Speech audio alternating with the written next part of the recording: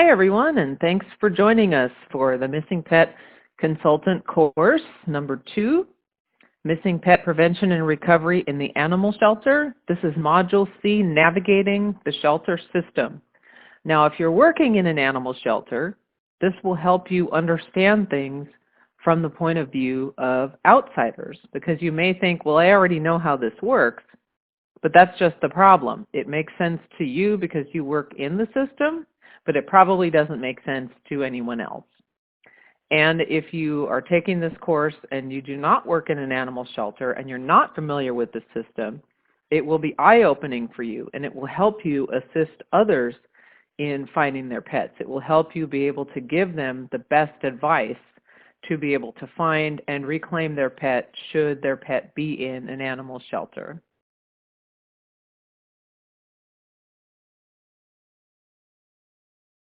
So we're going to start by talking about jurisdiction.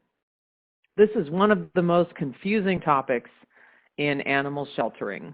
And jurisdiction has to do with law enforcement, with various kinds of city and county services, and it also applies to animal control. So for example, if your streets have potholes, who do you call? If you have a problem with your water, who do you call? And various other things like that, various other civic issues and complaints. There is a system of jurisdiction where you call, this is the office you call for this, that's the office you call for that. And while potholes are one thing, trying to find your pet is another. And as you'll learn today, you also have a very limited time to figure out this system. So we're going to start, like we did with some of the other topics, with a history lesson. Because again, most of the practices that we do today have their origins from quite some time ago. And in animal sheltering, many of these laws come from before any of us were born, much less working in animal sheltering.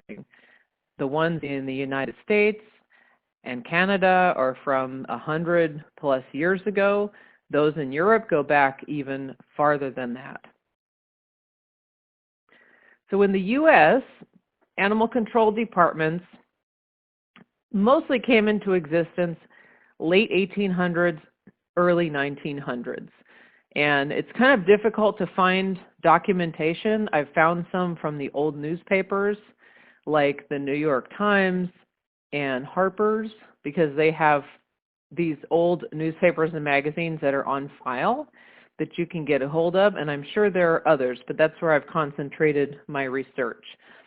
But you'll find around 1880, 1890, you're seeing some of these agencies come into existence, and there are records about their activities in the local newspapers. Now, it's important to note that they were created for public safety. There was nothing about adoption programs or anything like that. The primary concern that people had at the time was stray dogs, which were potentially biting people, spreading rabies, or killing livestock, or otherwise being a nuisance. So this was how these departments originally started. Now, at the same time, you have the Societies for Prevention of Cruelty to Animals coming into existence. And it's really interesting. You have this kind of dual history and these two sides of the organization that still kind of clash today. Some are still separate, some are together, some work well together, and some don't. But you still have the care and the control, even today, over 100 years later. So these agencies were coming into existence to focus not so much on public safety, but on the mistreatment of animals. And at the time, a big part of this was working animals, working horses. In a time before automobiles, horses were used for transportation. And in any city, you would see many horses going down the street, transporting people to their place of business, to go visit people, transporting goods to market, etc., etc. And at that time, there were no regulations.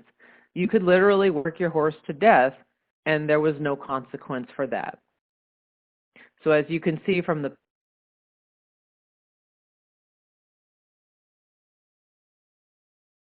picture here on the court, mercy stopping him. So this is what folks were concerned about at the time.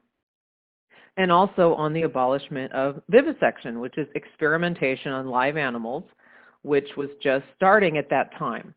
And so folks were very concerned about the cruelty of this practice and on putting a stop to it. Now, interestingly, you will see the very first inkling of a focus on owner reunion in a newspaper clipping from 1894. And there may be others. This is the only one that I could find. And they were talking about the pound system in New York, which at the time was basically a bounty system where individuals were paid a certain amount of money. It was like 25 cents or 50 cents for each pound and brought in to the pound.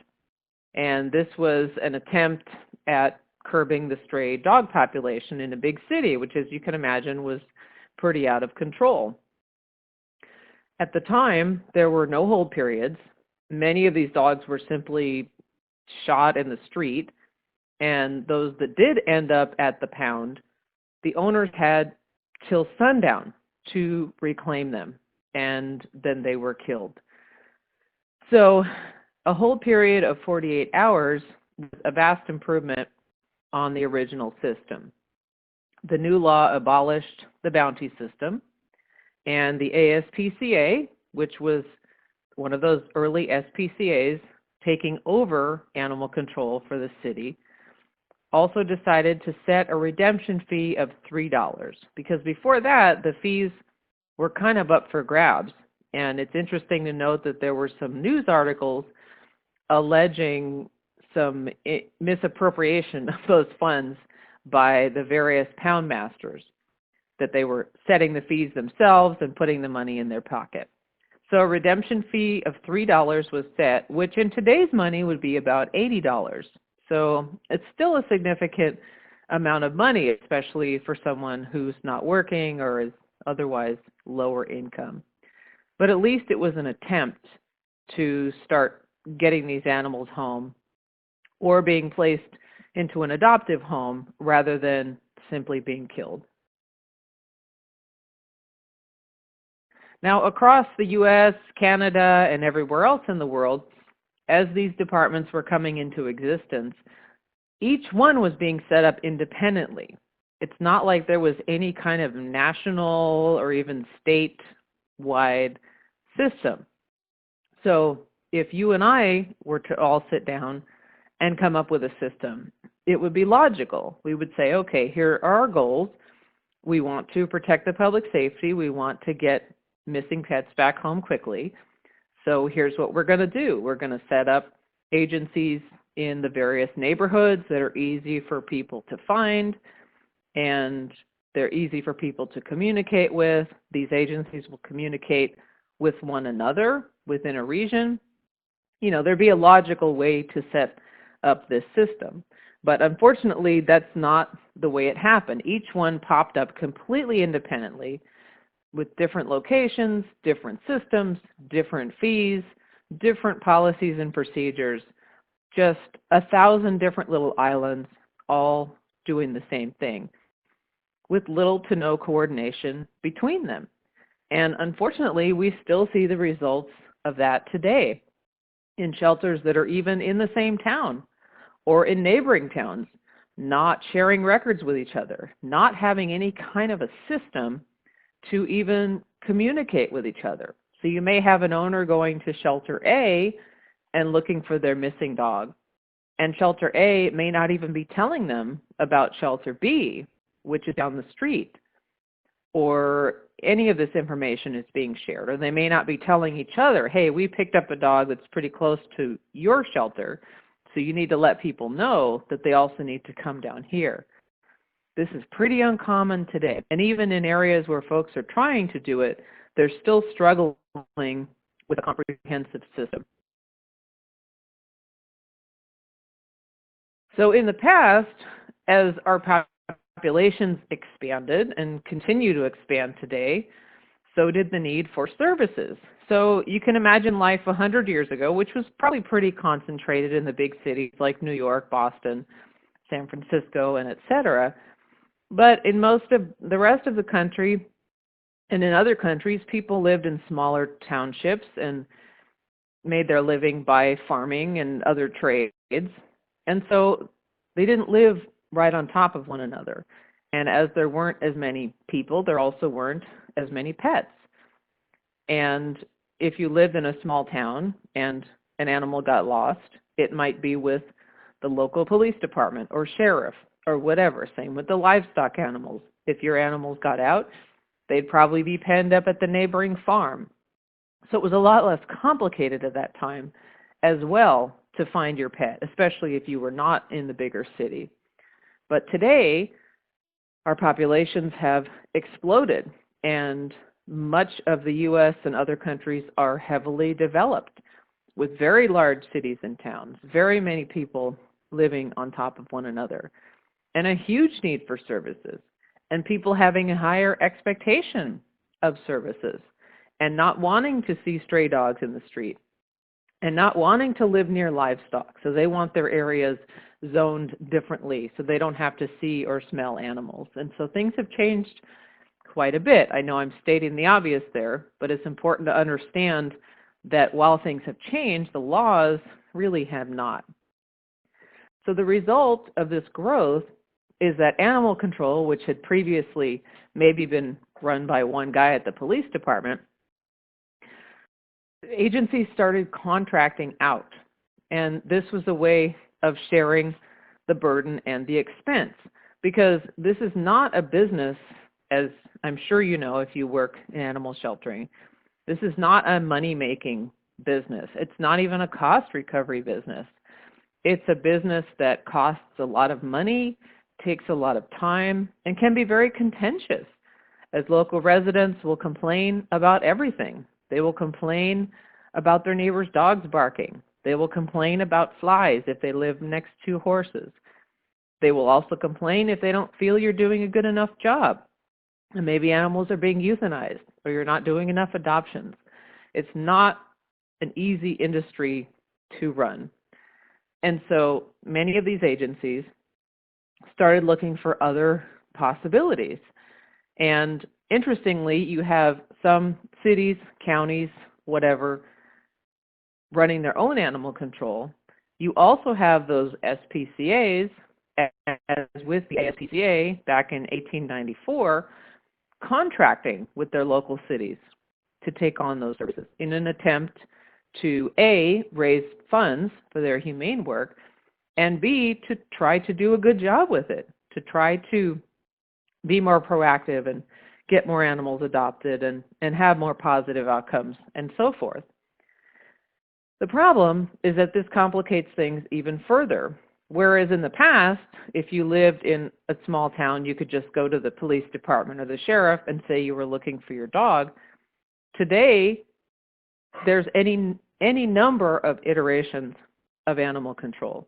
There are counties that contract with cities within their county. There are counties that only cover the unincorporated area, and the cities contract with some other shelter, or they each have their own shelters. There are animal shelters in one town that do not provide service for that town, but they provide service for some other town. And I could go on all day, but the bottom line is that this is super confusing for owners.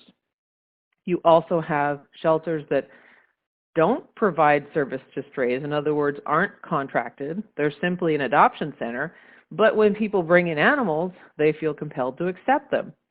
So they do. So now the owner has 1, 2, 3, or more places to look for their pet.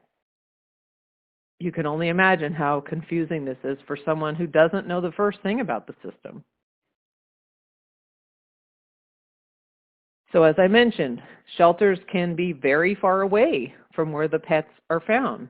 Where I live in northern Sonoma County, we're a smaller town, And we contract, our local police department does animal control, which is great because a lot of people know each other, so the dogs get back home quickly. However, if the dogs are not claimed quickly, they are sent to the shelter with which we contract, which is 45 miles away.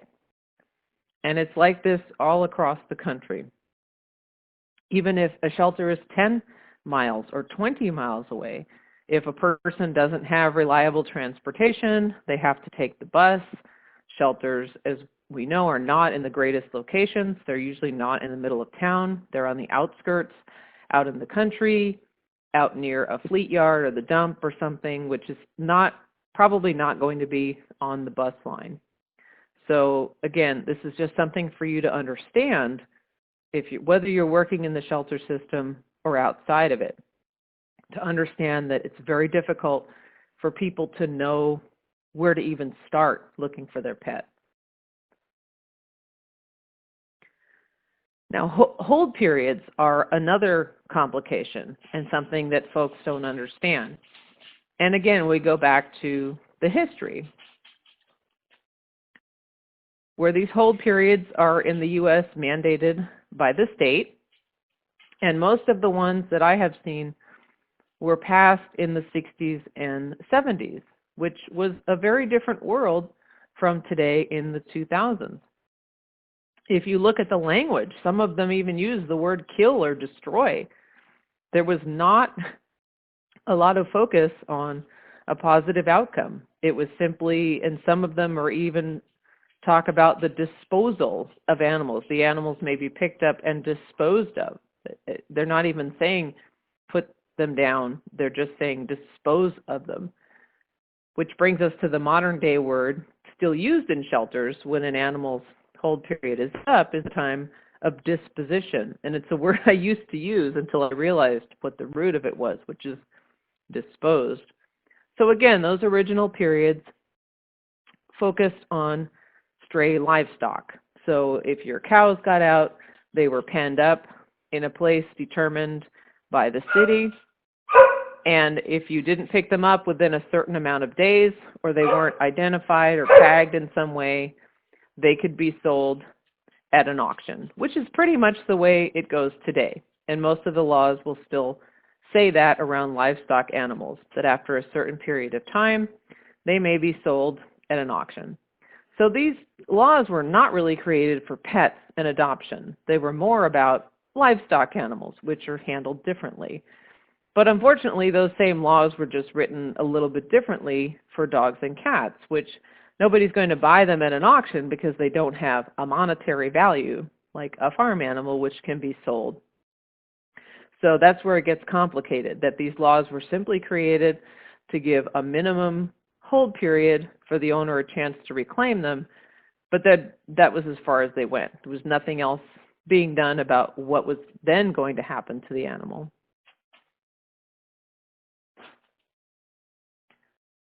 So some of these hold periods can be incredibly short. In California, they are only 72 hours. So an owner has 72 hours to realize that their pet is missing, figure out where to look, go down to the shelter when it's open, find their pet, and reclaim their pet. And if you're working in a shelter, you may find yourself thinking, well, if this were my pet, I would make that happen. But obviously, it's not that simple. And some people don't even look in shelters. They don't know anything about shelters. And they certainly can't figure this out in that short of time. People could be in the hospital. They could have been in a car accident. They could be on vacation. And so they're not even in this country. How are they going to figure out how to get back and look for their pet? Now, some other states have longer hold periods, like up to 7 days, but even that may not be enough because it all depends on what you're doing during that time and where the owner is and what they are doing. Now, there is a disturbing trend that is actually being promoted now as a good thing to remove hold periods for cats, which means that your cat could be picked up in front of your house, brought to a shelter, and adopted out the next day. literally the next day, or sent to a rescue group or to another shelter. And the logic behind this is because the reclaim rate for cats is so low. But this is a very flawed logic. It's not a good reason to stop trying looking for the owner. If your shelter is that bad at doing reclaims for cats, then you should stop taking in cats. If the cats are healthy and fine in their neighborhood, if they're not sick or injured, if they're not underage kittens, then you're best just leaving them where they are, rather than taking in someone's pet and adopting it out. But what matters most is what you do during that hold period. So while we're not in favor of reducing hold periods, we also recognize that even if you hold the animal for 30 days, if nothing is done to look for the owner, it really isn't going to make a big difference. If the shelter isn't being proactive, isn't posting pictures on their website, isn't doing public education to get people to come down to the shelter when they are missing their pet, and etc. If nothing is being done, if you're simply taking the animal in, putting it in a cage, and expecting the owner to magically show up, we all know that that doesn't happen. And that's why reclaim rates are historically so low. And I've underlined this here because I think it is super important for us to remember this, especially those of us who work in animal welfare and can tend to be judgmental of people to say, well, if this were my animal, I would do this, etc. But of course, we don't. It's not our animal. And those of us who have found ourselves missing a pet at some point in our lives, you know the panic that you feel when that happens. And now you're suddenly trying to figure out what to do. So as I've written here, most owners do not have the knowledge and the resources to find and reclaim their pet during the hold period. They don't know anything about shelters, jurisdiction, hold periods, or any of this crazy stuff. They don't have any understanding of that.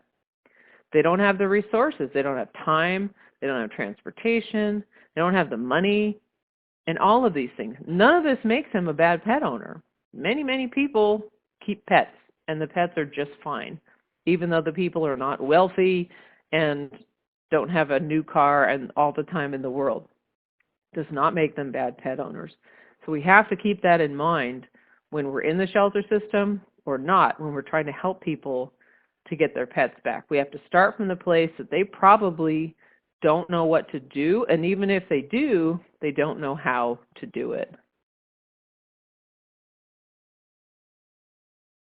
Now, the reclaim process is another part of this, and this is something important to understand if you're helping an owner who is at home, or especially if you're a pet sitter and a pet has gone missing on your watch. It can be even more complicated to try to get that pet back when the owner is not physically present. So the first thing you have to do is find the shelter for the jurisdiction. And as I mentioned, this can be complicated because there may be one shelter for the county, there may be 6 or 7 or 8. You need to know which ones you need to check, what their business hours are, what their procedures are. As you can see here from this sign, this is a picture that I took in Australia.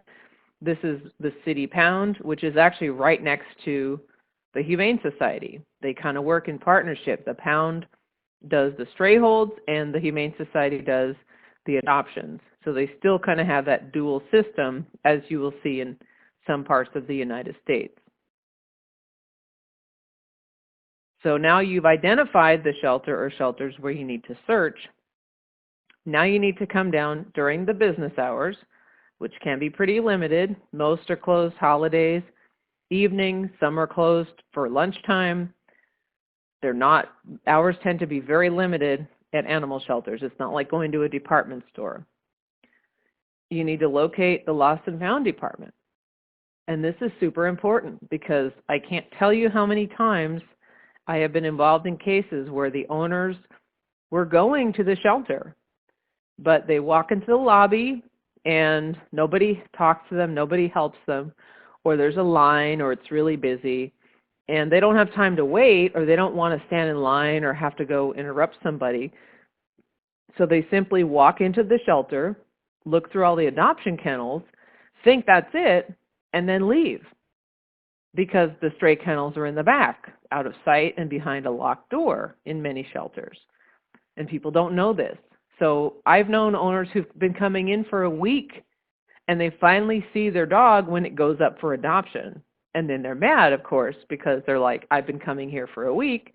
Why didn't I see my dog? Because they didn't know. So it's super important to guide people when they come into the shelter to the right place. And this billboard here is an example of one that was set up at a shelter by one of our folks. You got to get people in to talk to somebody and ask to see all the animals that are present or in care, because they may be in a foster home. They may be at the veterinary hospital. They may have been sick or injured, and so they are at the hospital, but they are under the care of that particular shelter.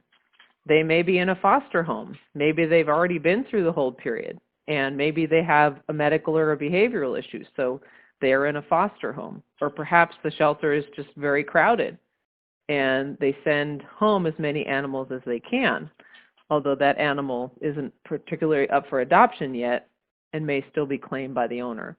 So it's super important that the owner actually speaks to someone at the shelter. And if you're working at the shelter, that you make this apparent to people, that they know the animals in adoption are not the only ones in the shelter. So let's say you find your pet.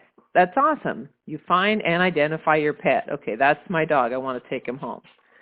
So now you go back to the office for the process. Many shelters will ask you to provide proof of ownership. What does that mean? Well, it's whatever the person working at the desk decides that day. It could be pictures of the dog on your mobile phone. It could be a veterinary bill. It could be a licensing record. Who knows? Could be just about anything. Others do not ask you to provide proof. So it varies. Again, each shelter runs completely differently. You will have to pay fees.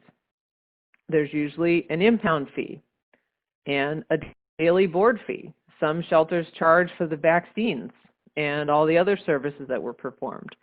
So it could be anywhere from as low as maybe $50 or $60 up to a couple of $100, depending on the shelter and depending on how many days the animal's been there. They may require you to pay for licensing. In most towns, dogs are required to have a license. In some towns, cats are required to have a license. So you may have to pay for that and purchase the tag. That also means providing proof of rabies vaccination. So you may have to get the certificate of rabies or have it done at the shelter. There may be a spay-neuter requirement. There's another unfortunate trend of mandating spay-neuter, which has not been successful in reducing populations, but people believe that it will. And so in some cities, you must spay or neuter your pet before picking them up at the shelter. So either they will allow you to do that at the shelter, or you can take the pet home, but you'll have to do it later and provide proof. So these are all the possible complications that you will run into or the owner may run into. Now, as I mentioned, if you're a pet sitter and you're trying to pick up an animal at the shelter, this may be complicated for you because you're not the owner. And this actually happened to me many years ago when I was taking care of two dogs who jumped the fence and got out of their yard on 4th of July because of the noise. And I went down to the shelter, was able to identify the dogs, and they had their ID tags on. But the folks there gave me a big hassle because I was not the owner. And then I was trying to call the owners who were out of town, and this was before cell phones, so it was a whole lot more complicated. It was going to their house or my house to call the hotel where they were staying and try to impress upon them the seriousness of this and how they had to call the shelter. And in any case, as I recall, they came home early and went down and reclaimed the dogs. But it was not so easy. I couldn't just walk into the shelter and say I'm the pet sitter and claim these dogs without some kind of written documentation. So it's something you may want to think about if you are providing pet care, to find out what kind of documentation your local shelters would require. Should you have a client's pet go missing, you may want to have that on file. And in today's world, it's easier to get a hold of people in a second on a mobile phone, but they could be in another country, they could be camping, so there's no guarantee that people are going to be available on the moment. So it's an important thing to remember. Okay, so let's say you don't find your pet. Well, now what? Okay, there's some other steps that you need to take. You need to make a lost report. But remember, it may not be checked. And in a lot of shelters, folks fill out that little piece of paper and then they stick it in the binder where it will stay forever, never to be looked at again. So certainly don't rely on that. You will want to ask for the information on the other shelters. And you need to ask because it's not typical for the folks in the shelter, unless they're very proactive, unless they're really focused on owner reclaim, to just give out that information. Ideally, there's a printed sheet with all the phone numbers and addresses and websites of those other agencies, but more often than not, you'll get your lost pet tour and away you go. You're on your own. So the owner needs to ask for information. What other shelters are in this area? May they have my pet? Do they take up strays? You also need to find out what other agencies may hold strays. In my town where I live, they may be held at the veterinary hospital. So it could be a veterinary hospital. Whether or not they're sick or injured, it may just be a temporary holding place for a smaller area. They may be at the police department. Some police departments have a couple of kennels out back. So they pick up a dog, they stick it in the kennel. That's where it does its stray hold. There's no saying that it's at a shelter. And those places where they are held could be just about anywhere. It could be any other city or county facility. So you need to determine this when looking for a missing pet. And just like they'll tell you at the shelter, you need to check back in person as often as possible. Now, it's not realistic for everyone to go to the shelters, all of them, every day. As I may have mentioned before, in Maricopa County, if people actually checked all the shelters in that area, it's a 70-mile round trip. So you're talking about something that's going to take up half the day every day. So this is not realistic for people to do this. So let's talk about the keys to success. So here are some keys to a successful reunion. So number one, we talked about this last week. We'll talk about it again because it's so important. Make missing pet recovery a priority. If it's a priority, you'll think of it first. You'll come up with your own ideas to make things better. You'll go the extra mile every time for those owners and those pets. Be proactive. Don't just assume that the owner is going to appear. You need to get out there in the community. You need to be posting flyers. You need to be posting pictures on your website, contacting local veterinarians, whatever. Come up with a process that works for you and your agency to be proactive. Outreach, again, with the posting flyers, public education, letting people know how they can get to your shelter, what they need to do to reclaim their pet. Get that information out there because so many people don't know. Don't assume anything. Again, and when we work in animal welfare, we know a lot of things that other people don't. And so we make assumptions. We think, well, how could they not know the shelter's here? It's been here for 78 years. Well, maybe they don't know. Maybe it's not part of their world. But they have pets and they love them and they care for them. And last but not least, treat owners of missing pets with respect. I have unfortunately seen people be treated with less than respect When they come in, they're getting an interrogation. How did your dog get out? Why isn't he neutered? Etc. And that really doesn't help. If someone doesn't have their dog neutered, either they don't want to, they don't know about spay-neuter, or they can't afford it. Figure that out. Try to help them if that's a priority for your agency. If the dog is getting out all the time, instead of judging them, find out what the problem is. See if you can help people. Sometimes just having a dog kennel or some information about crate training and bringing the dog in the house will make the difference. Many people don't know. I'm not saying that there aren't people out there who are irresponsible. There certainly are. But the majority of people want things to work out with their animal. They just don't know.